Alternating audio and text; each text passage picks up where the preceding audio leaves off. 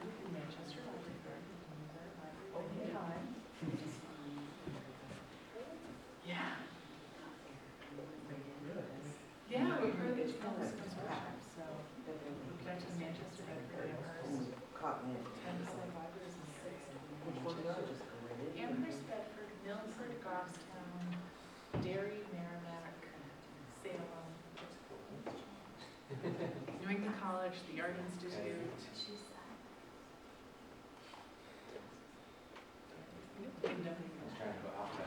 I know, I was sorry. And you know this, and I never say this. For this, Today, you can check out materials there, Manchester,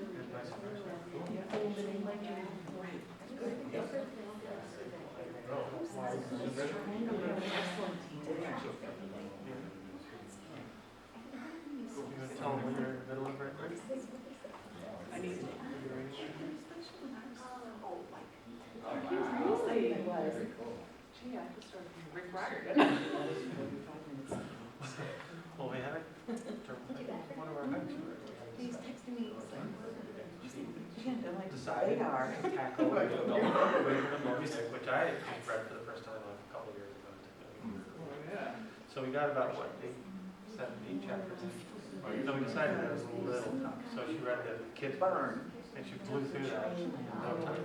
Because he wanted to like show off that he Yeah, we're trying to do like adult version again. So corona. we're trying to do adult version again. I'm like, I have my. Yeah, do you understand it a little bit better? Next door to the house. Yeah, I know.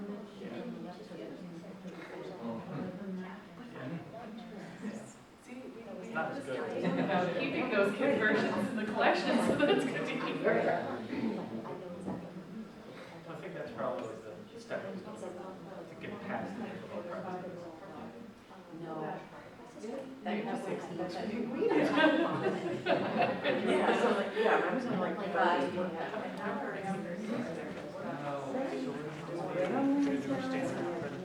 Oh, really? I'll call you up for Q&A. Maybe you can but somebody asks or whatever. I'm not supposed to say. I think it's very,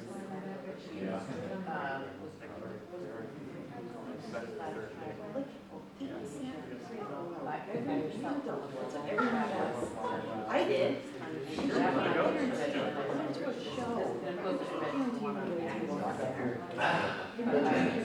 Going to a show, like. Okay, everyone, we're going to go ahead and get started. Thank you for coming out this evening. My name is Matt Bowes. I'm the reference librarian and assistant director here at the library. I just want to mention a couple of things before I introduce tonight's speakers.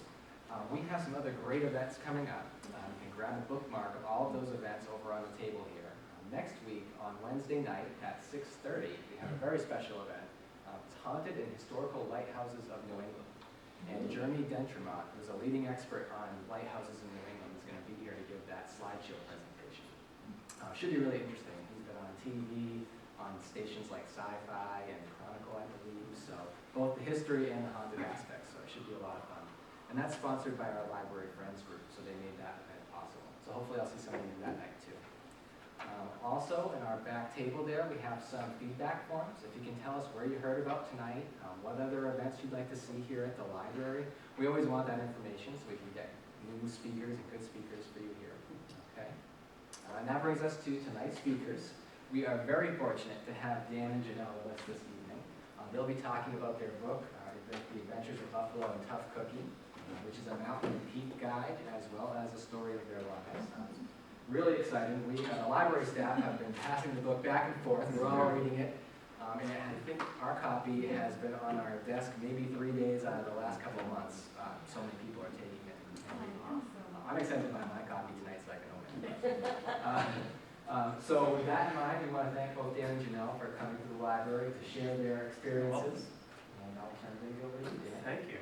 Well, this is, we're on sort of a home stand. We actually, Janelle and I have been touring around New England, and this is the first time that we're living in Manchester. So this is the first time that we're on our home ground, and next week we're going to be in Goffstown, and then we're going to Manchester Public Library too. So it's kind of like a mini local tour, so we're kind of excited about that. And it's actually great to see some old friends and some new friends. And Steve, by the way, here, Steve, I'm embarrassed, is a character in the book. So let's give you more. So once you get to know Steve and say hi, it may give you more of a reason to buy the book. It may give you less of a reason to buy the book. I'm counting on Steve to make it more of a reason to buy the book. Thank you to Matt for, is this loud enough? Am I good? You're good. Okay. Yep, that's good. Thank you to Matt for setting this up for us. Thank you to the Hooksett Public Library for having us. This is really exciting. We're psyched to be here. Let me give you a little idea of what we're going to do today. I'm going to read a small part of the introduction of the book, which will give you some idea of how Janelle and I got together and how this whole thing began to happen. And then I will continue the introduction, kind of lead up to the slideshow that we're going to be giving. And during the slideshow, I'll narrate it, and I'll tell you a little bit about the slideshow in a bit. And afterwards, one of the things, the most important thing for Janelle and I is Q&A. And I don't want to just fill this whole hour with me or with her speaking. I want you to speak as well. So we love engaging folks and hearing what your adventures are and what your questions that you may have had for us. So show of hands though, real quick. And I know the answer from Steve, but who have any of you hiked in the White Mountains before? Do any of you know what the 52th of view is? Okay, a couple of you. Because of the book. Yeah, I was going to say the same thing. Good. That's really good. I'll talk about the 52nd of view in a bit. So what we're going to do real quick now, I'm going to read a little bit of an introduction from the book, and then I will talk a little bit more to lead us up to the slideshow, and then we'll go with the slideshow. Okay? Okay. Where did all of you hear about this, by the way? I know that you. I have a ton of social media, so I know where Jill heard about it. Are you all on the library mailing list or? Email. Yeah, email from the library. Got word of mouth as well. The Concord Monitor? We're in the Concord Monitor? Do you have a copy of that? Do you remember when? We can track it down for you. Yeah, was it just like a little blurb type of thing? The Thursday Monitor has an entertainment Oh. section, and it's right in there. Neat. I will, before you leave, Yeah. I'll pull it. I like to hear when stuff gets away from us like that. That's cool. It means it's working. So that's great to hear. Okay, so let me read a little bit from the introduction, and then we will go from there. And I do this simply because Janelle actually is not my daughter, and I want to set sort of our adventure up for you and how all of this book and us being here today came about. So, my wife's name, by the way, is Nina. They were our neighbors, these two, twins by birth, but worlds apart in temperament and interests, yet always together. We knew them slightly, the two kids who lived next door, the kids who got in my way when I tried to cut the lawn, the kids who went screaming down the alley out back in the summer, the kids who lived not with their parents, but with their grandparents, Sarah and Jim. In the spring of 2011, all of our lives changed when Mina lost her job and Jim, the twins' grandfather, passed away. We came together in a terrible burst of pain and confusion, two families adrift and looking for comfort. The twins suddenly began navigating toward us, and with Mina home that summer, I began to come home to a full house, kids running around, helping in the garden, playing in the basement, coming with me as I took trips to the market or the movies. The twins adopted us, and we let them. But we had no experience in such matters, no warm-up to dealing with pre-tweens. They just were there. So we went on living and hiking because that's what we did anyway. It seemed natural to simply take them along. The White Mountain National Forest is a 750,000-acre swath of timbered forests and trails in the northern part of our state. There are hundreds of mountains and an equal amount of trails, some as challenging and terrifying as any the Rockies could throw into a hiker's path. So that's where we took. That summer, it all began with a short hike up Bald Mountain, a small family-friendly mountain in Franconia Notch State Park. We took the twins, along with my niece and nephew. The summit is open and there's plenty of rock for kids to scramble around on. After, on her own, Janelle asked me if we could do that again, hike again. I said, of course, but then we'd have to coordinate something with Mina and the rest of the kids. Looking back on that day, I still remember very clearly how she responded. She said, "That's okay, you can just take me."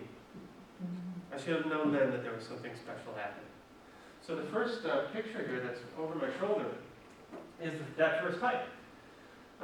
This is Janelle, actually, in summer of 2011. My nephew Ian and niece Maggie, and this is Janelle's brother Aaron. And you can see how outfitted we are in their sneakers and their school bags. We had no clue what we were doing. Myself and my wife had been hiking for a long time. In the fall of 2010, we actually were married at the summit of Mount Lafayette.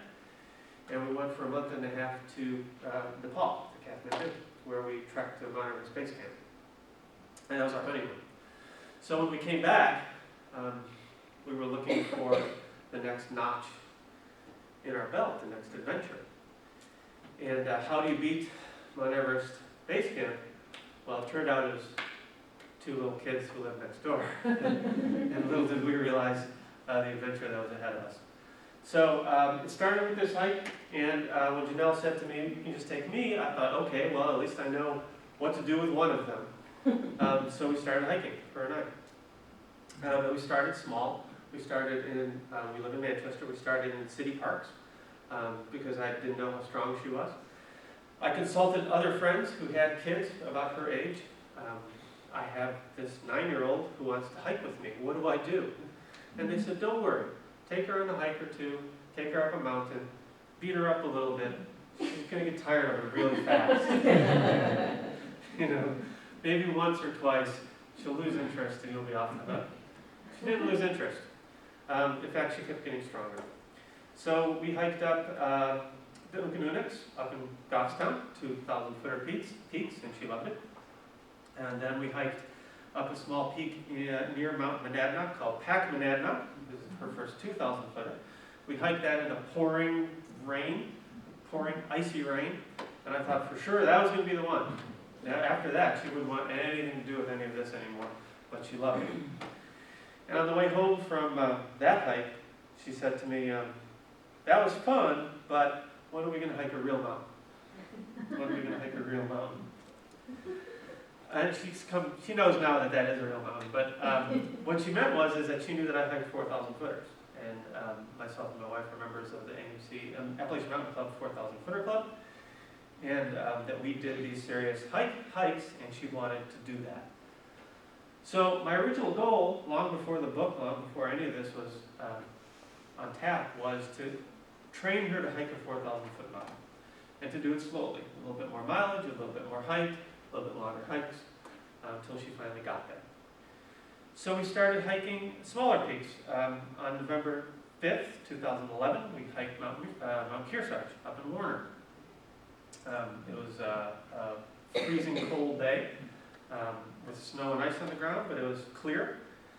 And we spent a good hour at the summit, and she explored every bit of that summit. We threw snowballs, and she loved it. So we went a little bit further. We hiked a set of mountains called Welsh Sticky up in Waterville Valley. And then in 2012, in March, we had a freakish weekend, I don't know if you recall, where the temperatures around the state were in the 70s and 80s. It was one weekend in early March in 2012. And we hiked Mount Monadnock. And Mount Monadnock sealed the deal for her. Mount Monadnock have any of you hiked Mount Monadnock? It's a beautiful mountain, a lot of exposed rock on the top, fairly easy trails.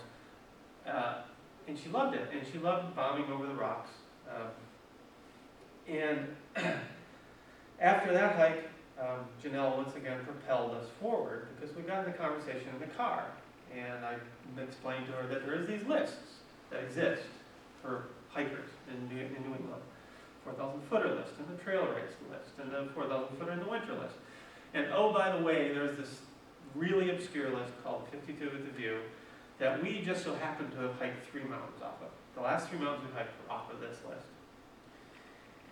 And once again, before she fell asleep in the car on the way home after the hike, she said, well, why don't we just hike that list then? So that's what we set off to do in 1 year's time.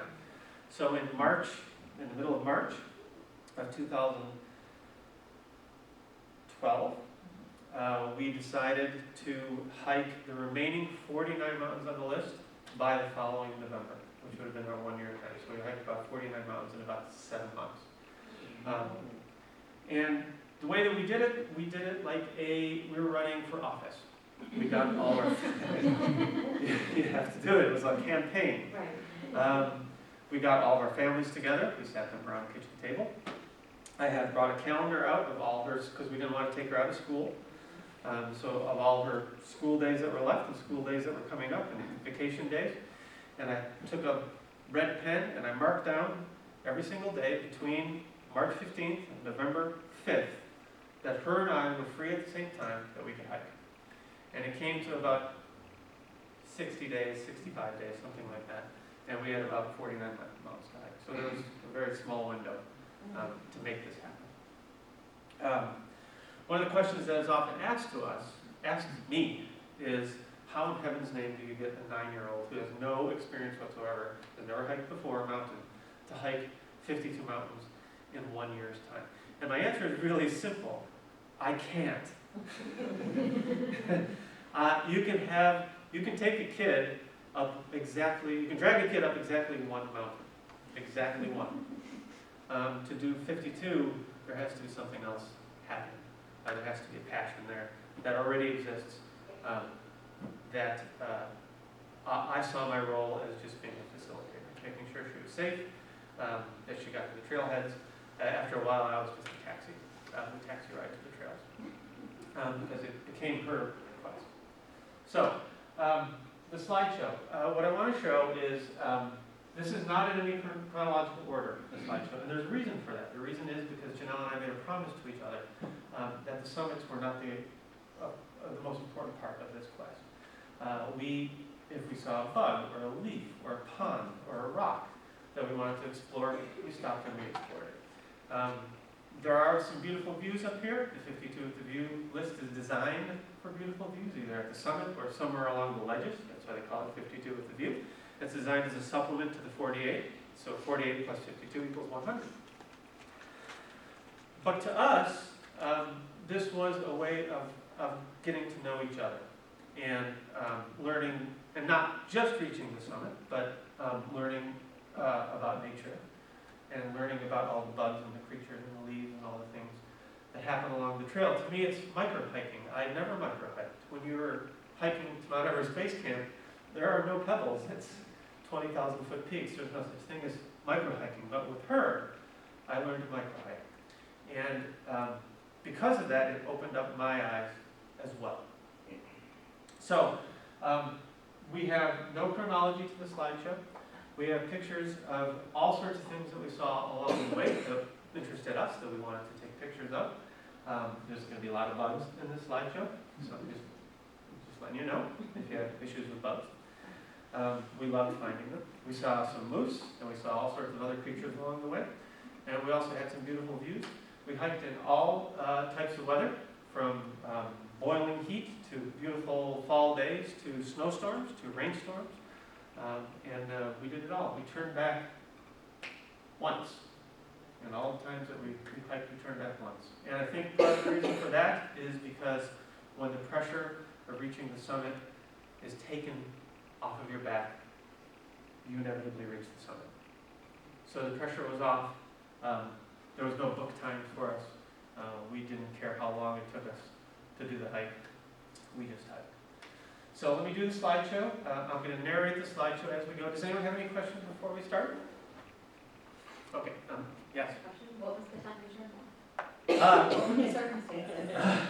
Janelle was not feeling it.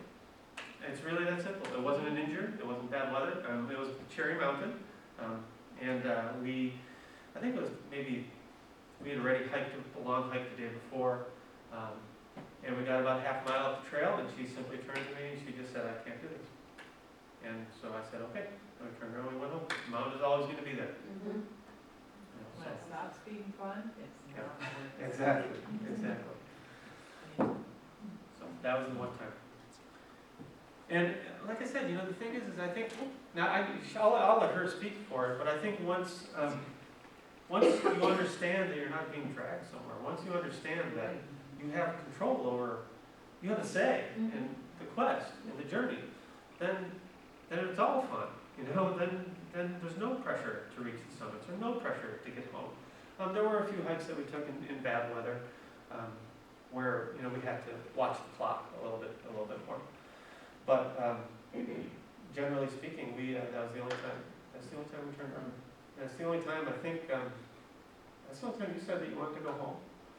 And I don't think there was a time anywhere in the year where she said, "Are we there yet?" Which is pretty remarkable. So, great. So I always start with this photo because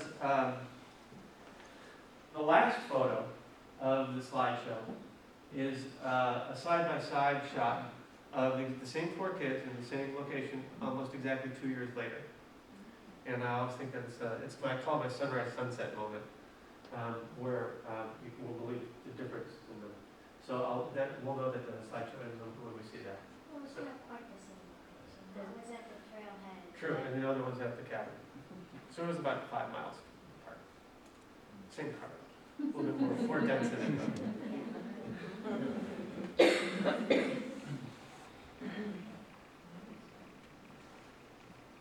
And if you have any questions while we're doing the slideshow, please speak up. There's a couple of times that I'm going to stop and point a couple of things out.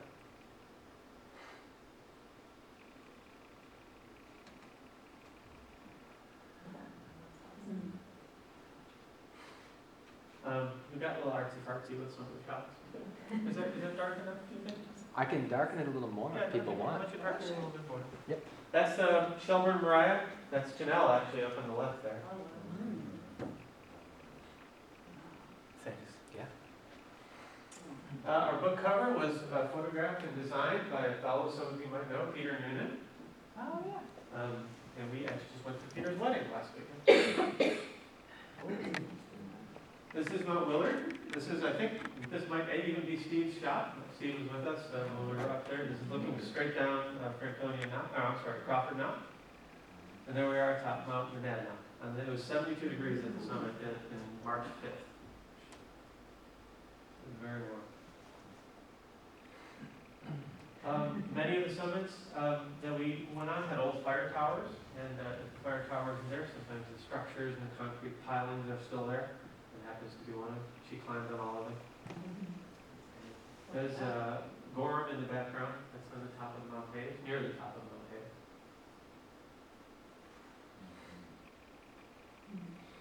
Mount Webster in the background, another shot. Mount Willard was the first time that we hit 2 peaks that day. Mount Avalon and Mount Willard in one night. An example of some of our micro hiking. Some of the things that you miss if you're just looking at mountain tops.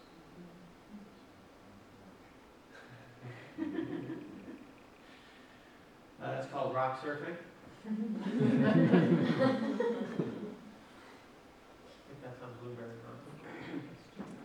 We did one overnight stay on the top of Stairs Mountain in Crawford Notch, and that is our view from basically where our tent set was. That's near the Crawford train station. I have a lot of pictures of the overnight, and you'll see why. It snowed in the middle of the night, and the views were pretty spectacular.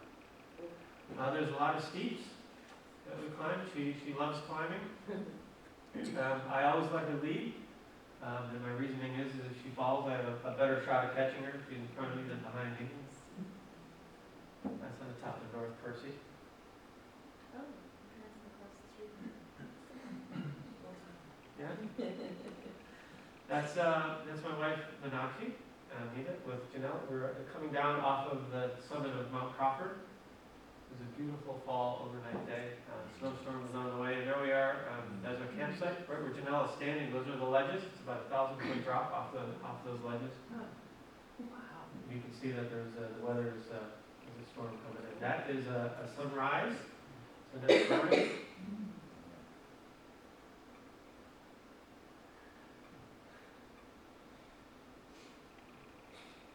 That was our longest hike of the journey, almost 15 miles in one day hike. Those are the bald faces. South bald face that she's approaching. And, You can see Mount North Kearsarge in the background. We actually climbed that the next day after this hike. This is the most. Our favorite hike, right? Mount Shikora of the journey. This is going up the. We hiked Mount Shikora and Middle Sister the day before Hurricane Sandy. And I'll talk a little bit about that in a second. Here are some of the things you run across. We did not drink it. Were there mice in the Did we check? Were there mice in the mud? No, we didn't check. Actually, no. No, we did check. But there weren't any. Okay. Coming down off Mount Shikora. We wanted. Let me see if the slide is before I tell you the story. Yeah. This is all sticky. This is her school bag. Right here, the pink polka dots. This is before we started gearing her up. There are some stairs on some of the trails. We wanted to do this in 1 year's time, in 365 days. We ended up doing it in 371 days. And the reason we missed it by 6 days was Hurricane Sandy. Pretty good reason. Yeah. Yeah. We would have done it if it wasn't for the hurricane. And there's her first move. Oh my God. That's awesome. It is a hiker rite of passage. Her first move. And she earned it. It's an unknown pond near in the Mount Cabot range, in the Kilkenny range, I'm sorry, on our way up to see Mount Horn. That was in a storm. We did hike during hunting season, so we always wore an orange vest when that happens, even though it's unlikely that there's hunters on the trail, you never know. You can see she upgraded her hat. Awesome. That's great. There's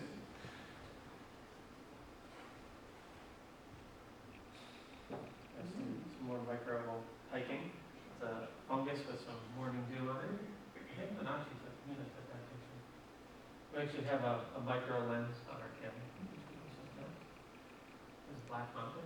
I think this was one of the photos that was in the book where I was like, he was that far away from her on top of the mountain? You have a little one. I did. I have a 2-year-old. Look What do I always tell you when we're on the top of the mountain and you're walking around? Don't fall off the mountain. It's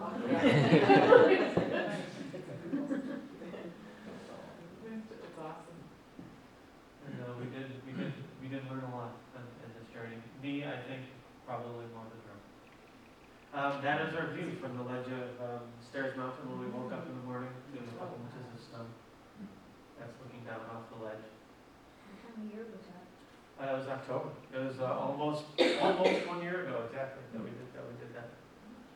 That is me pretending to point something out to her.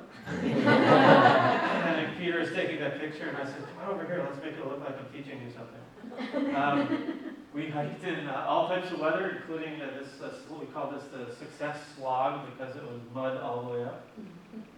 Mount Carnigan is an absolutely beautiful mountain.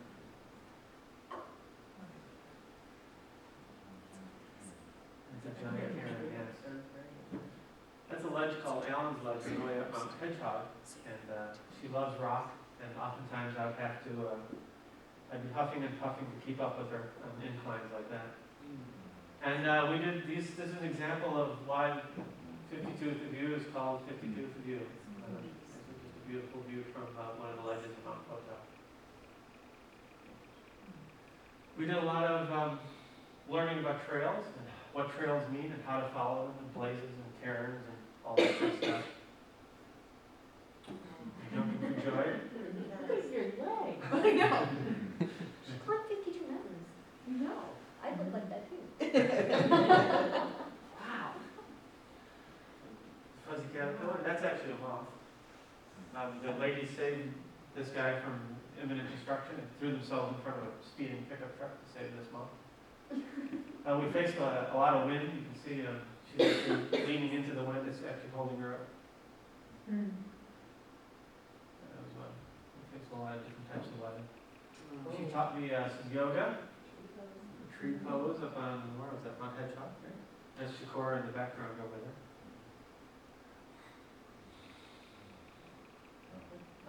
There's a lot of real joy to this quest, and someone asked me if this shot was actually posed, and it was not. I did not tell her to do that. It's And that's how you feel up there. You notice in the shot before this one, I had two different holes. Oh, okay, you had that was when you had the two. We did break some gear on the way. Including some, that's a cauliflower fungus, you can eat that, but let's slice it up and eat it. Yeah, we did go through some gear on this journey, either broken or lost, but that's okay. So I had to use my brother's. Yeah, which he was not happy about. This is Iron Mountain, our most difficult climb, and we can talk a little bit about that later. This is actually at the trailhead. The view from this mountain is at the trailhead. And we did see several moose. There's another one. This one apparently is from Massachusetts.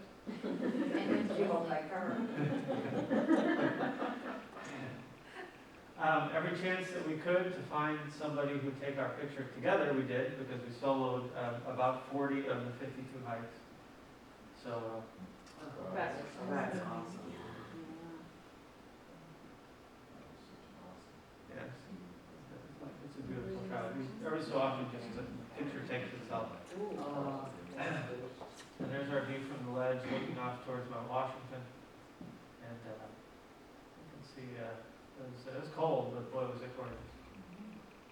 Steve took that shot.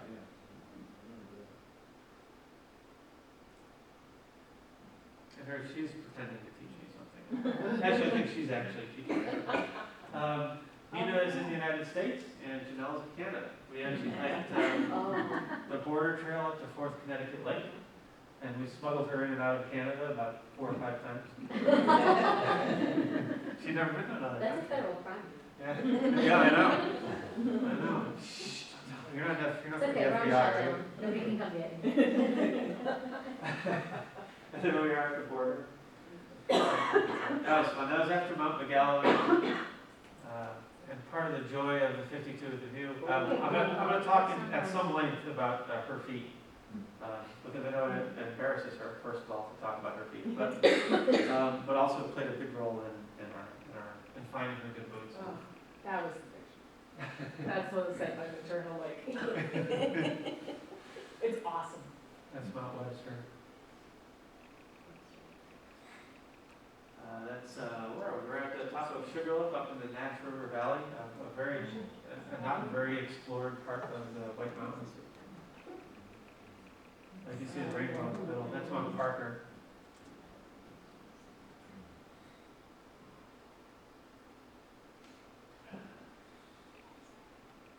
I just thought she looked cool in that shot, so I kept it.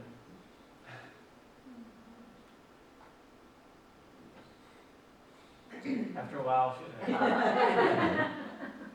just took the picture. She didn't say anything. After a while, she developed this look. I read about it in the book. This look that says, are you taking another picture of me? Imagine the whole world of boys is her future that are going to get that look. That's looking back. This is exactly right where we camped. This is Stair Mountain right there. At the top of that, that's where we camped over that. Wow. There's a locust. Actually, we ran at the top of Sugarloaf Mountain. We ran into a swarm of locusts.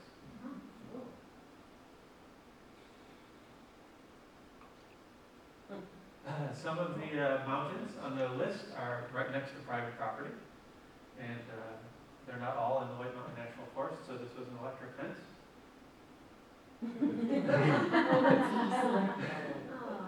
That's at Castle in the Clouds. Have any of you been to Castle in the Clouds? We just hiked it. Yeah. Yep. And that's Mount Roberts. There's a giant toad. We saw a lot of those. It was a pretty wet fall last year, so there's a lot of fungus and toads and all sorts of good creatures like that.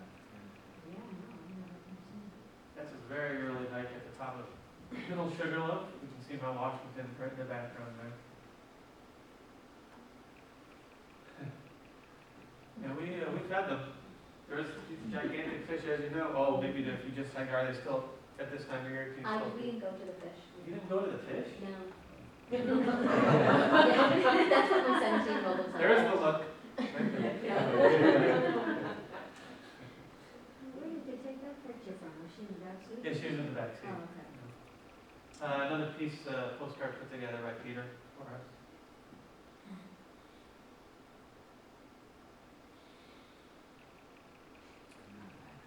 Lots of fungus. Don't eat those. Her and I learned quite a bit actually about mushrooms. The most important rule being just don't eat mushrooms in general, because you never really know. Some of the ledges of Mount Cube, that's Mount Musalaki in the background. A spiny caterpillar. We call it a unicorn caterpillar.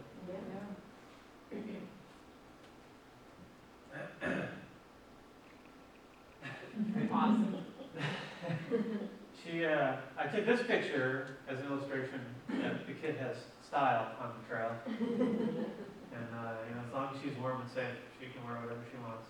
Big leaf.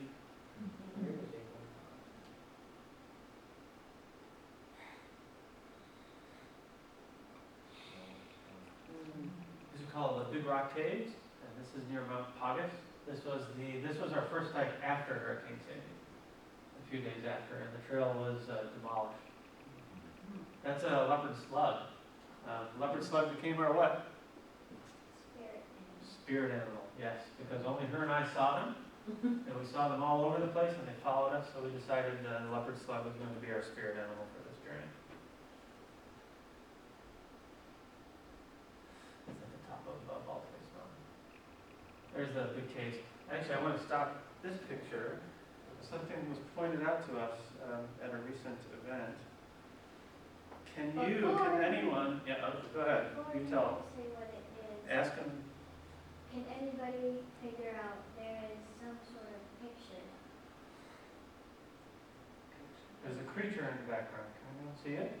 Somebody pointed it out to us at our last event. Oh, So it looks like a face, like an owl. down below, under the rock, almost to the left of the rock.